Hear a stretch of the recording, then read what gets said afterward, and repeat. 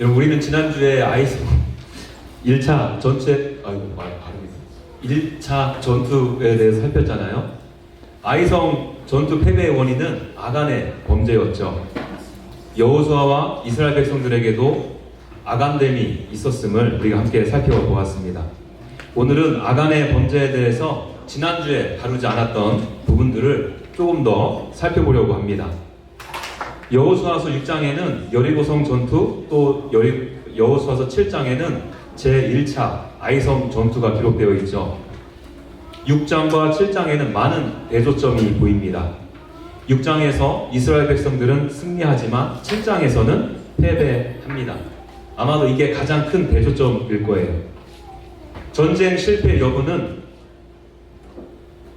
이스라엘 백성의 전투 준비에 달려있지 않았죠. 가나안 민족의 전투력에 있지 않았습니다. 하나님을 신뢰하고 의지하는가? 하나님께서 그 전쟁에 함께 하시느냐가 그 관건이었습니다. 그리고 여호수아서 6장과 7장은 이스라엘과 가나안 민족과의 전투 안에서 한 개인으로 초점을 맞추기도 하죠. 6장에서는 여러분들이 잘 아시는 것처럼 라합이 등장합니다. 라합은 이방 사람이요 기생이었어요. 하나님께 토막을 당하여 심판을 받을 존재, 가나안 민족을 통틀어 가장 비천한 존재이기도 했죠. 성 안에 있었던 이방 여인이었기 때문에 여리고성이 함락되면 망해야 하는 존재였습니다. 그러나 라합은 하나님에 대한 소문을 듣고 믿고 순종하여 그녀와 그의 가족은 구원을 경험하게 되었습니다. 여호수아서 6장 25절에서는 여호수아가 기생 라합과 그의 아버지의 가족과 그에게 속한 모든 것을 살렸으므로 그가 오늘까지 이스라엘 중에 거주하였으니, 이래서 하나님의 백성으로 받아들여져 이스라엘 안에 거주하게 되었음을 밝히고 있습니다. 메시아이신 예수님께서 유다 지파에서 나시잖아요. 예수님이 나실 유다 지파의 사람과 결혼하게 되죠. 라합의 이 구원 이야기는 성경을 읽는 독자들에게 오늘날까지 회자되게 되었습니다. 7장에서는 아간이 등장합니다. 아간은 성 밖에서 여리고성을 돌던 이스라엘 백성이었어요.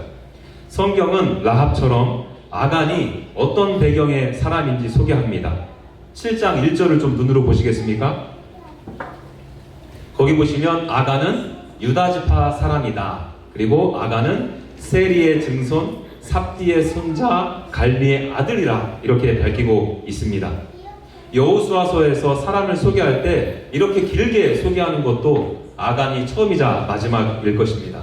아니, 성경 전체로 그 범위를 넓혀도 예수님 외에는 처음인 것으로 저는 알고 있어요.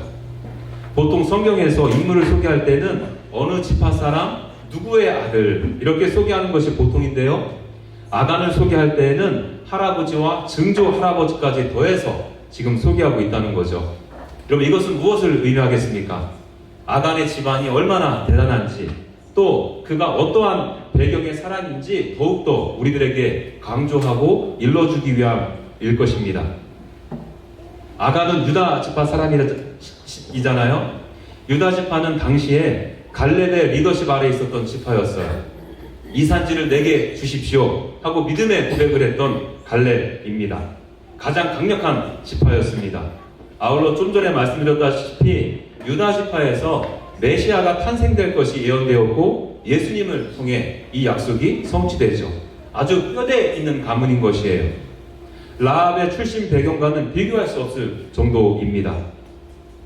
여러분, 아간의 증조 할아버지의 이름이 세라라고 하죠. 이 세라라는 단어의 의미는 씨를 뿌리다 라는 뜻이 있어요. 그리고 할아버지 이름은 삽디.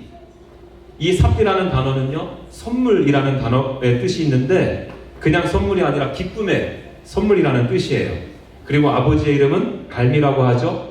이 단어는 열매란 뜻을 가지고 있습니다. 여러분, 아간의 조상들의 이름의 뜻을 한번 살펴보십시오. 씨를 뿌립니다. 그리고 그것이 기쁨의 선물이 될 것입니다. 그리고 열매가 맺어졌다는 거예요. 여러분, 그 이후에 아간에게서 기대되는 것이 무엇이겠습니까? 하나님께서 허락하신 열매로 인해서 풍성함을 누리게 되었다. 하나님의 영광을 누리게 되었다. 그 안에 기쁨과 즐거움이 가득한 자가 되었다. 뭐 이런 모습들이 좀 기대되지 않습니까? 그리고 실제로 그에게 기대하는 모습을 볼 수도 있었죠. 하나님께 온전히 바쳐진 물건에 손만 대지 않았다면요. 아간은 하나님의 영광을 누리지 못하고 자기 것으로 가지려 하여 죽게 되었습니다. 하나님을 괴롭히는 존재, 이스라엘 백성의 골치 덩어리가 되었어요. 실제로 여러분, 아간이라는 이 이름의 뜻이 괴롭히다, 골치 덩어리라는 뜻이 있거든요. 그래서 본문 26절을 보게 되면 그 위에 돌 무더기를 크게 쌓았더니 오늘까지 있더라. 여호와께서 그의 맹렬한 진노를 그치시니 그러므로 그곳 이름을 오늘날까지 아글골짜기라 부르더라. 이렇게 해서 아간이 돌무덤에 묻힌 이야기가 오늘날까지 알려지게 되었다라고 기록되고 있습니다. 성경은 여러분 이렇게 의도적으로 6장과 7장에서 라합과 아간을 보여주며 대조해주고 있어요. 여러분, 라합은 희생 제물이 되어야 했던 존재였습니다. 그러나 라합은 소망의 끈인 붉은 줄을 매달아 살게 되었어요. 죽을 존재였는데 붉은 줄로 인하여 살게 된 것입니다. 반대로 아간은 하나님께 온전히 바쳐진 물건에 손을 대었어요. 그 희생제물에 손을 대고 안 빼었으니 아간도 희생제물이 되어 죽게 된 것입니다. 7장 15절을 좀 보시죠. 우리 함께 읽을까요? 7장 15절 시작. 온전히 바친 물건을 가진 자로 뽑힌 자를 불사르되 그와 그의 모든 소유를 그리하라. 이는 여호와의 언약을 어기고 이스라엘 가운데에서 망령된 일을 행하였음이라 하셨다 하라. 여러분, 이 말씀 보시면 망령되이 행했다라는 표현이 있잖아요. 여러분, 이 말은 저 어르신 망령 들으셨네, 이런 의미가 아니에요. 남편 있는 아내가 다른 남자와 관계하는 것을 가리키는 의미입니다. 지난주에 여호수아서 7장 1절에서 살폈던 범죄하다라는 단어와 비슷한 의미를 가지고 있는 거죠. 신랑이신 하나님과의 결혼관계를 깬 거예요. 하나님께 반역한 것입니다. 그 결과 아글골짜기에 붙이게 되었어요. 이 아글골짜기는 하나님의 진노와 심판을 상징하는 장소가 된 것입니다. 그렇다면 여러분, 아간이 하나님께 바쳐진 물건에 손을 대게 된 경로는 어떻게 될까요? 7장 21절 말씀입니다. 이 말씀도 같이 읽죠. 7장 21절. 내가 노력한 물건 중에 시나이산의 아름다운 외투 한 벌과 은 200세겔과 그 무게가 50세겔 되는 금덩어리 하나를 보고 탐내어 가졌나이다.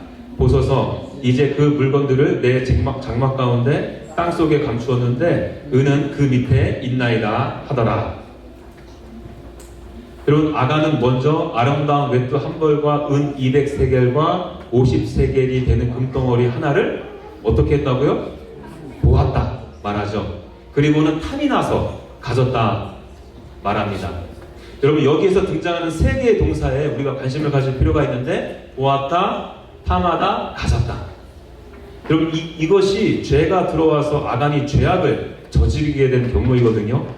이것이 죄의 열매를 맺게 된 과정이었습니다. 여러분, 이 세 개의 동사는요, 우연의 일치인지는 모르겠지만 아담이 범죄한 그 현장에서도 동일하게 발견되는 동사예요. 창세기 3장 6절 말씀입니다. 여자가 그 나무를 본즉 먹은집도 하고 보암집도 하고 지혜롭게 할 만큼 탐스럽기도 한 나무인지라. 여자가 그 열매를 따먹고 자기와 함께 있는 남편에게도 주매 그도 먹은지라. 이 말씀에 보암직도 했다, 탐스럽기도 했다, 먹었다, 이 동사가 등장하잖아요. 오늘 본문의 세 개의 동사가 그대로 쓰인 거예요. 아간의 범죄는 가나안 땅에서 저지른 최초의 범죄이면서 이는 아담의 범죄와 그 맥을 같이 하고 있음을 강조하기 위함인 것이죠. 여러분, 아담이 선악을 알게 하는 나무의 열매를 보고 탐스러워하여 먹는 행동을 하게 된 배경이 어떻게 되었습니까? 사단이 아담과 하와에게 하나님의 말씀을 왜곡해서 걸려 넘어지게 만들었죠. 하나님의 말씀을 교묘하게 틀어서 아담을 속인 것입니다. 하나님은 선악을 알게 하는 나무의 열매를 먹지 말라, 먹는 날에는 너희가 정령 죽으리라, 이렇게 말씀하셨잖아요. 그러나 사단은 이렇게 틀어요. 정말 모든 나무의 열매를 먹지 말라 하셨어? 여러분, 언제 하나님께서 모든 나무의 열매를 먹지 말라고 하셨나요? 모든 나무의 열매는 먹어도 되는데 선악을 알게 하는 나무의 열매만 먹지 말라고 하셨죠. 아담은 결국 속게 되어서 자신이 하나님이 되려는 마음으로 선악을 알게 하는 나무의 열매를 먹게 되었습니다. 여러분, 말씀의 왜곡이 이렇게 무서워요. 사단은 지금도 복음이 선포되어져야 할 강단을 이용해서 성도님들을 혼미케 하는 방법을 쓰기도 하죠. 복음이 아닌 거짓 복음, 유사 복음을 선포케 해서 분별력을 잃게 만듭니다. 그리고 결국에는 하나님의 자리를 내가 차지하게 만들죠. 여하튼 여러분, 아담은 실패합니다. 그 결과 아담은 어떻게 되었습니까? 죽게 되었어요. 아직 몸은 살았으나 영이 죽었습니다. 그래서 그들이 한 것이 무화과 나무의 잎을 엮어서 치마로 삼은 거예요. 범죄 전에는 부끄러움을 몰랐는데 자신이 이제 부끄러운 존재임을 보게 되었습니다. 이것을 가리기 위해서 무화과 나무의 잎을 엮어서 치마를 만든 것이죠. 여러분, 이것은 인간이 자기 스스로 구원을 얻고자 하는 모든 노력을 상징하는 것입니다. 그러나 여러분, 무화과 나무 잎사귀는 금세 시들잖아요? 오래가지 않아요. 다른 무화과 나무 잎사귀로 대체를 해야 합니다. 이것이 자력구원의 한계요, 유한함과 불완전함을 가리키는 표현인 것이에요. 그리고 아담과 하와는 하나님을 두려워하여 하나님의 낯을 피하게 되었죠. 저희 집 애완견 페리와 같습니다. 먹지 말라는 음식을 먹었다든지 하지 말아야 할 곳에 영역 표시를 하면 그렇게 제 눈을 피하죠. 숨어 있으면 피할 수 있다라고 생각하는 거예요. 아담도 나무 뒤에 숨어 있으면 피할 수 있다라고 생각한 모양입니다. 두려움이 하나님을 피하게 만든 거예요. 하나님 앞에 나오지 못하고 오히려 도망치게 만들었습니다. 여러분, 아담도 그러했잖아요. 하나님께서는 분명 모든 사람과 물건을 희생 제물로 온전히 바치라고 말씀하셨어요. 그러나 그 마음속에 요즘 세대가 어느 때인데 다른 민족들도 전리품의 일부들을 군사들에게 나눠주잖아. 내가 얼마나 노력해서 여리고성을 무너뜨렸는데 나에게 이 정도는 가질 수 있는 권리가 충분하지 않을까? 그럼 이러한 마음이 들어온 거예요. 하나님의 명령을 왜곡해서 받은 것입니다. 하나님의 자리에 내가 들어가 있기 시작한 것이죠. 여러분, 그 마음으로 전리품을 보고 탐내어 갖게 된 거예요. 그리고는 장막에 땅속에 감추어 두었습니다.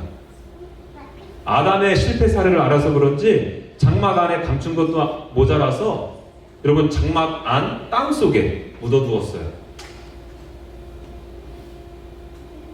하나님 앞에서 부끄럽고 두려워 감춘 것입니다. 그것도 아주 꽁꽁 숨겨둔 거예요. 그리고 여러분, 설령 너무 잘 감추어서 하나님께서 모르셨다라고 가정해보죠. 그럴 일은 전혀 없지만 그가 훔친 것이 시날산의 아름다운 매트잖아요. 여러분, 이거 입고 다닐 수 있겠어요? 바벨론에서 수입해온 고가의 매트잖아요. 왕이 입던 매트라고 말씀드렸잖아요.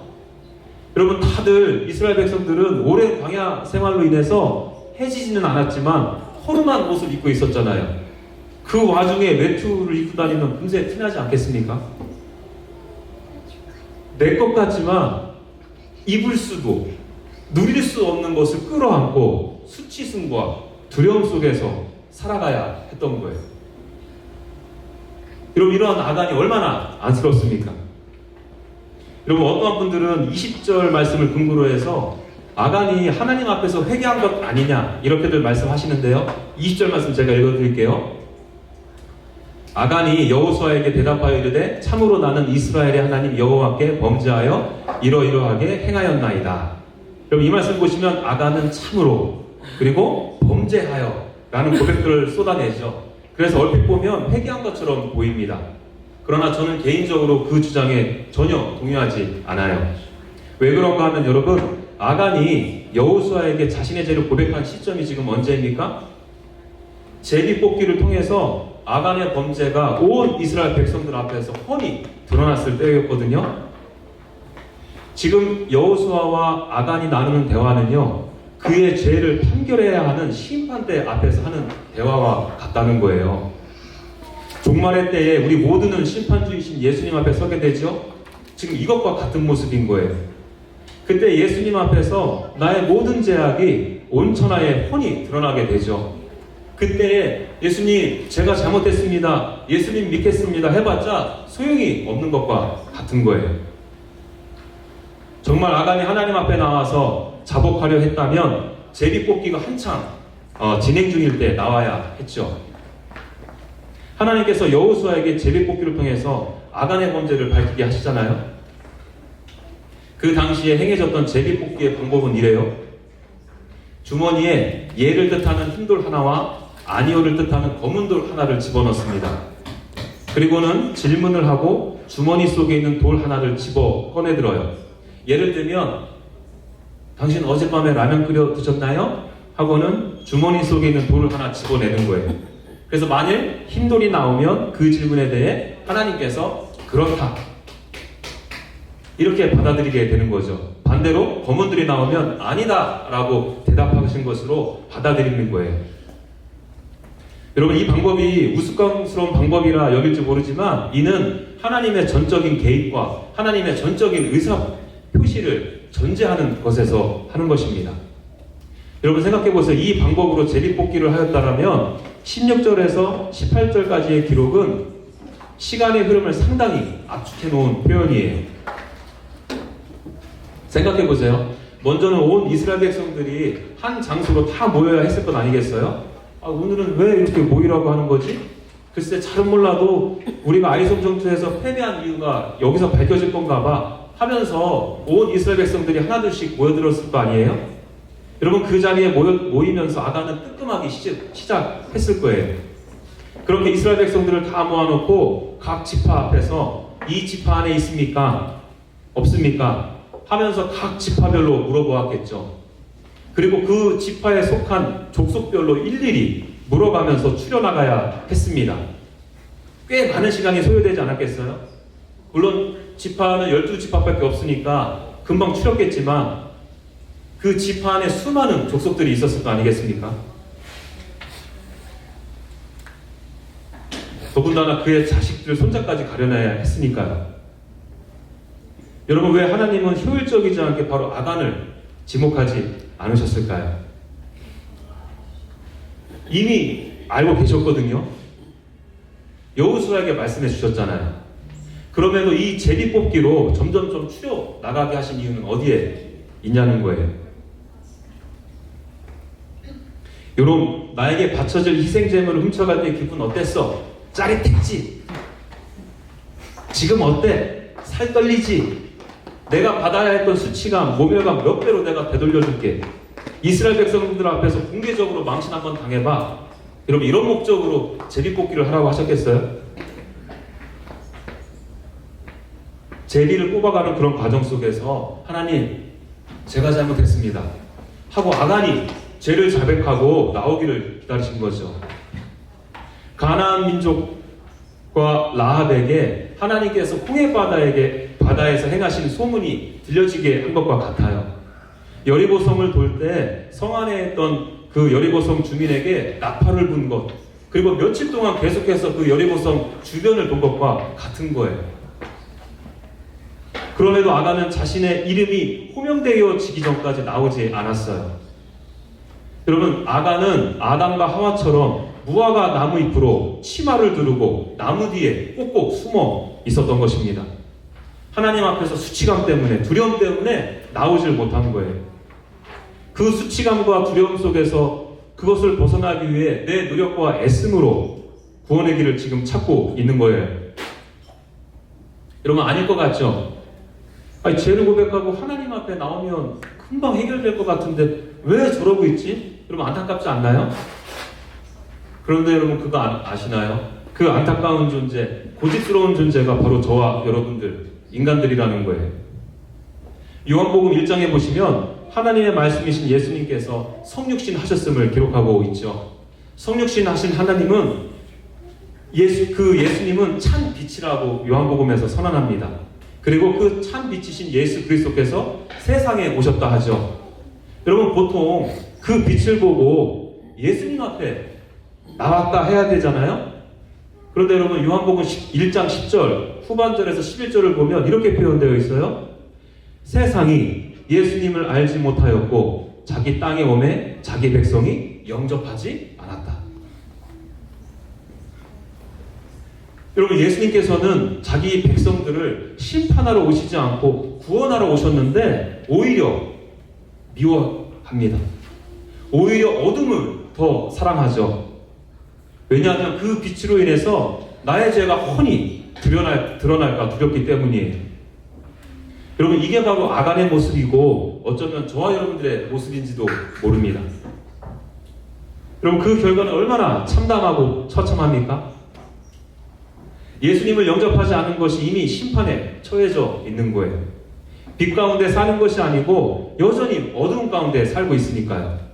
예수님께서 이 땅 가운데 다시 오시게 될 때 내가 어둠 가운데 행한 모든 행위가 만천하에 드러나게 된다는 것. 그때에 하나님의 심판이 완성될 것입니다. 아간이 아굴골짜기에 묻힌 것처럼. 여러분 오늘 이 사건은요 여호수아서를 읽는 첫 번째 독자들 그리고 이 말씀 앞에 마주한 저와 여러분들에게 무엇을 하도록 성령 하나님께서 허락하게 하셨을까요? 앞서 살펴보았던 것처럼 첫째는요 하나님께 반역한 자에 대한 처참한 결과를 가르쳐주기 위함이죠. 하나님께 반역한 자들이 어떠한 상태에 놓여져 있는가를 보여주기 위함입니다. 그것이 설령 성 밖에서 여리고성을 돌았던 이스라엘 백성들이라 하더라도요. 아간처럼 금수저를 물고 태어난 사람들이라 할지라도요. 여러분들의 이해를 돕기 위해서 요즘 말로 좀 바꿔드릴까요?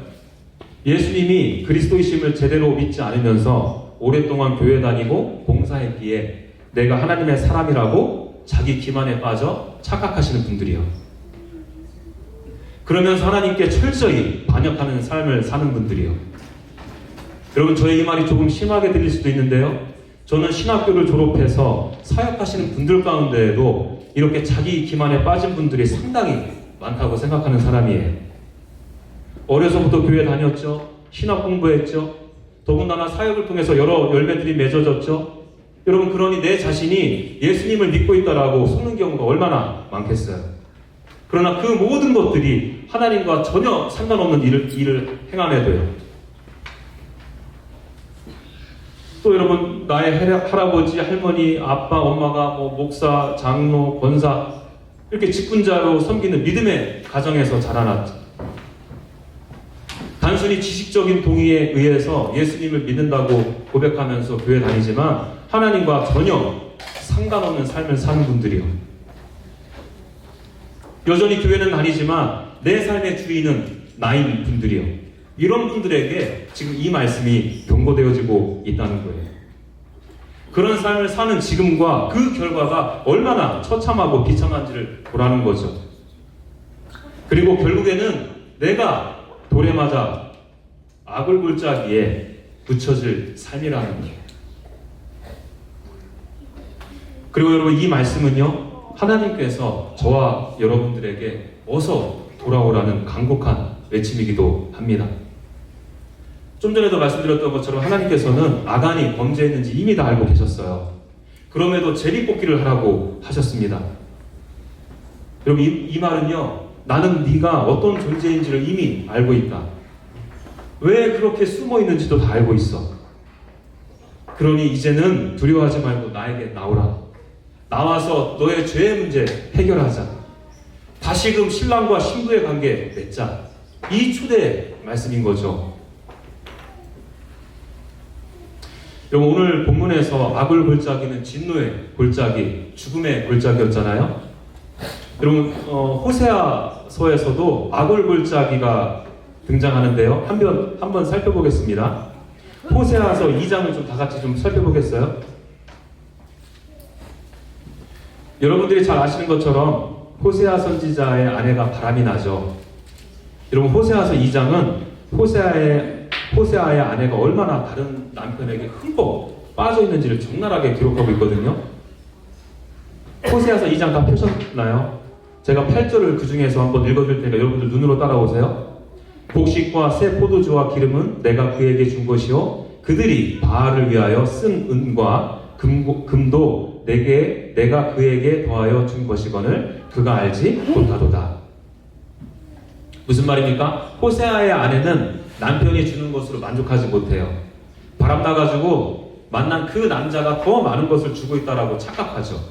사실 바람나서 만난 남자가 준다고 착각했던 그런 것들, 모든 것들이 원래 남편이 준 것인데 이걸 모르고 있는 거예요. 그럼에도 호세아 선지자는 그 대가를 지불하고 다시 아내를 데리고 와요. 그런데 또 데리고 와요. 나가면 데리고 오고 나가면 데리고 오고 이걸 반복하는 거예요. 여러분, 제가 서두에 이스라엘이 하나님께 망령된 일을 행했다, 이 망령되라는 단어가 남편 있는 아내가 다른 남자와 관계하는 것을 가리킨다고 말씀드렸잖아요. 그리고 이 말씀은 하나님과 이스라엘 백성의 관계가 깨어졌음을 의미한다고 말씀을 드렸습니다. 여러분, 호세아서에서 나오는 호세아와 그의 아내와의 관계도 이와 똑같다는 거예요. 호세아서도 하나님과 이스라엘 백성과의 언약 관계가 깨어졌다는 개념으로 접근하는 거거든요. 그럼에도 불구하고 하나님께서는 호세아를 통해서 바람난 이스라엘 백성들을 데리고 오라고 그러는 거예요. 인간적으로 생각할 때 도저히 사랑할 수 없는 이스라엘 백성들을 다시 데리고 오라고 하는 거죠. 그래도 여전히 너희를 사랑한다. 그러니 다시 데리고 와라. 도저히 사랑받을 수 없는 아내와 같은 이스라엘 백성들을 향한 하나님의 사랑, 고집, 진념인 거죠. 아간처럼 그렇게 하나님 앞에 나오지 않으려는 고집보다 하나님의 이 고집이 더 완강하고 세다는 거예요. 여러분, 이렇게 고집센 하나님께서 호세아를 통해 이스라엘 백성들을 다시 데리고 오게 하는 장소가 어디인지 아시나요? 호세아서 2장 15절입니다. 여러분들 눈으로 읽으세요. 제가 읽어드릴게요. 거기서 비로소 그의 포도원을 그에게 주고 아골골짜기로 소망의 문을 삼아 주리니 그가 거기서 응대하기를 어렸을 때와 애굽 땅에서 올라오던 날과 같이 하더라. 여러분, 어디라고 합니까? 아골골짜기. 여러분, 호세아서에서의 아골골짜기는 진노와 심판의 골짜기라고 하죠? 아니라고 해야 되는 거 아니에요, 여러분? 응? 아니죠. 호세아서에서 아골골짜기는요, 소망의 문이라고 지금 하잖아요. 여러분, 제가 성경을 연구하고 공부하면서 신기하고도 참 재밌는 게 뭐냐면요, 이 말씀에 나오는 소망이라는 단어 있잖아요. 이 단어가 여호수아서 말씀에도 쓰였는데 어디에 쓰였는지 아세요? 라합이 창문에 줄을 매달할 때. 여기에 쓰였던 그 줄이 바로 소망이라는 단어와 같은 단어예요. 라합에게는 그 줄이 생명줄, 소망의 줄이었잖아요. 마찬가지로 호세아서에서의 아골골짜기는 우상에 쩔었던 이스라엘 백성들이 돌아올 수 있는 소망의 문, 생명의 문이라는 거예요. 하나님과의 언약을 다시금 회복할 수 있는 유일한 문이라는 거죠. 여러분, 제가 라합을 살필 때 붉은 줄이 누구를 가리키는지 설명드렸잖아요. 누구셨죠? 예수 그리스도요. 사실 여러분, 우상에 절어있는 이스라엘 백성들을 아골골짜기로 부른 호세아 선지자도 결국은 참된 선지자이신 예수 그리스도의 예표거든요. 여러분들도 이 예수라는 히브리 단어가 호세아 그리고 여호수아라고 들어보신 적이 있을 거예요. 호세아, 여호수아는 음역이 달라서 그렇지 다 예수와 같은 히브리 단어예요. 여호와께서 구원하시다, 이런 뜻이 담겨져 있죠. 여러분, 우리 한번 정직하게 아간의 범죄 현장으로 우리가 한번 가보죠. 여러분들이 만일 아간이었다라면 어떠셨을 것 같습니까? 저는 이 본문 말씀을 묵상하면서 누가 과연 아간에게 돌을 던질 수 있을까? 라는 생각이 들었어요. 아무리 생각해봐도요, 제가 있어야 할 위치는 이스라엘 백성들처럼 돌을 던져야 할 위치가 아니라 아간처럼 돌 맞아 죽어 묻혀야 되는 돌무덤, 거기에 있어야 될 존재가 저라는 생각을 지울 수가 없었어요. 예, 저도 아간과 같이 여리고 전투에 승리하여 전리품을 모으면서 이거 하나 가져도 되지 않을까? 내가 얼마나 힘들게 광야 생활했는데, 요단강도 건너고 여리고 전투에서 목숨 걸고 싸웠는데, 이런 생각했을 것 같아요. 40년 동안 광야 생활하면서 물질이 주는 풍요로 갖지도 못했고 누리지도 못했잖아요. 하나님께서는 물론 옷과 신발이 헤어지지 않도록 지키고 보호하셨죠. 그러나 고가의 옷과 값나가는 물품을 갖게 하시고 누리게 하시지는 않으셨잖아요. 그러니 여러분, 여리고성 안에 있었던 아름다운 전리품, 귀한 전리품들, 저의 이목을 끌기 충분했을 것 같아요. 그리고 40년 동안 여러분 먼지 뒤집어 쓰고 있는 아내 보다가 꽃내음 가득한 미끄 축구동안 아내 보고 자매 보고 운명도 잃었을 것 같은데요. 실제로 취하지 않았다 해서 죄를 범하지 않았다 말할 수 있습니까? 예수님은 그렇게 말씀하시지 않거든요. 예수님은 마음으로 짓는 죄도 다 죄라고 말씀하셨어요. 그럼 이러한 기준에 비추어 볼 때 저에게도 아간됨이 있다는 것을 감히 부인할 수 없었어요. 저야말로 돌로 쳐 죽임을 당해 돌무덤에 묻힐 존재라는 거죠. 그렇게 저는 여러분 이 말씀이 공동체에서 아간과 같은 죄를 범하는 사람이 있으면 돌로 쳐 죽이라는 교훈을 주는 말씀이 아니라고 생각해요. 우리 모두가 아간됨을 보라는 것이죠. 돌무덤에 묻힐 존재임을 보라는 거예요. 여러분, 아니나 다를까 사도 바울은 로마서 5장 12절에 한 사람으로 말미암아 죄가 세상에 들어오고 죄로 말미암아 사망이 들어왔나니 이와 같이 모든 사람이 죄를 지었으므로 사망이 모든 사람에게 이르렀느니라, 이렇게 말하고 있어요. 사도 바울은 모두가 다 아담처럼 죽게 되었다, 아담처럼 돌무덤에 묻힐 존재가 되었다, 이렇게 지금 확언하고 있는 거예요. 여러분, 이것이 우리를 사랑하시는 하나님께는 큰 골치였어요. 큰 괴로움이었고 고통이었습니다. 그래서 여러분, 하나님께서는 이스라엘 백성들에게 호세아를 보내셨던 것처럼 저와 여러분들에게 누구를 보내셨다고요? 예, 소망의 문이신 예수 그리스도를 보내주셨어요. 그렇게 하나님께로 나오라고 해도 나오지 않는 저와 여러분들의 아집과 고집을 꺾으시기 위해 둘째 아담이 되셔서 그리스도께서는 이 땅에 오셨어요. 죄가 없으신 예수 그리스도께서 죄가 되셔서 하나님의 괴로움이 되셨죠. 모든 인간의 괴로움과 질고를 짊어지셨습니다. 십자가를 지시고 죽음의 골짜기와 같은 골고다 언덕에 오르셨어요. 돌에 맞아 죽고 돌무덤에 묻힌 아간처럼 예수 그리스도께서는 십자가에 달려 죽으셨습니다. 하나님의 진노가 아간에게 임한 것처럼 예수 그리스도께 임한 거예요. 호세아처럼 예수님께서는 하나님을 사랑하고 백성을 사랑하시기에 사랑해서는 안 될 원수 대적인 나를 위해 대신 죄가 되셔서 십자가에 달리신 것입니다. 내가 묻혀야 될 돌무덤에 그리스도께서 묻히셨어요. 여러분, 예수님께서 여기서 맞춰주셨다면 아담과 다를 바가 없죠. 예수님은 그러나 돌무덤에서 부활하셨잖아요. 다시 사셨어요. 예수님이 하나님 되심이 인간으로 오셨지만 죄가 없으심이 부활을 통해서 확증된 것입니다. 예수 그리스도의 부활하심으로 그분이 직접 산 소망이 되신 거예요. 예수께서 소망의 문이 되신 것이죠. 그래서 로마서 5장 17절에서 19절에 사도 바울은 이렇게 말하고 있어요. 새 번역으로 읽어드릴게요. 아담 한 사람이 범죄함으로 그 한 사람으로 말미암아 죽음이 지배하게 되었다면 넘치는 은혜와 의의 선물을 받은 사람들은 예수 그리스도 한 분으로 말미암아 생명으로 지배할 것이 아닙니까? 그러니 한 사람의 범죄 행위 때문에 모든 사람이 유죄 판결을 받았는데 이제는 한 사람의 의로운 행위 때문에 모든 사람이 의롭게 하여 주심을 받아서 생명을 얻었습니다. 한 사람이 순종하지 않음으로 말미암아 많은 사람이 죄인으로 판정을 받았는데 이제는 한 사람이 순종함으로 말미암아 많은 사람이 의인으로 판정을 받을 것입니다.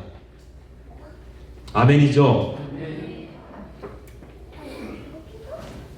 여러분, 혹시 우리 중에서 은밀히 감추어진 죄로 인하여 부끄러움에 두려움으로 인하여 하나님 앞에 나오시지 못하시고 오히려 하나님을 더욱 미워하시는 분들이 계신가요? 하나님을 믿는다고는 하지만 나에게 더 많은 만족과 기쁨과 즐거움을 줄 수 있는 대상이 있는 것 같아서 우상을 만들어 섬기고 계시는 분들이 좀 계신가요? 사실 그 모든 것들이 다 하나님께서 나에게 주신 것임에도 속아서 여전히 내가 만든 우상에 절어 계신 분들이 계신가요? 내가 직분자이기에 몇 대째 믿어온 가정의 자녀이기에 교회는 나오지만 나에게 구원의 선물을 주시고 열매를 맺게 해주신 하나님을 인격적인 관계 속에서 누리지 못하시는 분들이 계신가요? 그래서 나에 대해서 포기하고 절망하고 계신 분들이 계신가요? 예수님께로 나오시기 바랍니다. 예수님은 여러분들을 사랑하시는 하나님의 고집이며 열심이세요. 나를 구원하시기 위한 하나님의 열심에 두 손들과 다 들고 그리스도께로 나오십시오. 감히 교만하게 내 안에 있는 죄를 스스로 해결하려 애쓰지 마세요. 겸손히 나의 죄를 해결하신 예수님께로 나오시기 바랍니다. 저와 여러분들에게 있어서 악을 골짜기는 진노와 죽음의 골짜기가 아니라 악을 골짜기에서 대신 돌 맞아 죽으시고 돌무덤에 묻히시고 부활하신 예수 그리스도로 인해서 소망의 골짜기가 되기를 소망해요. 영원한 생명이신 예수님 안에서 생명력 충만한 삶을 누리시기를 바랍니다. 예수 그리스도로 인해서 하나님 앞에서 내가 의로운 존재가 되었으므로 더 이상 두려워하지 않고 숨지 마시기 바랍니다. 그 아버지께로 담대히 나아가 아버지 하나님과 깊이 사귀고 교제함을 통해 진정한 평안과 안식 누리는 삶을 살기를 간절히 소망합니다.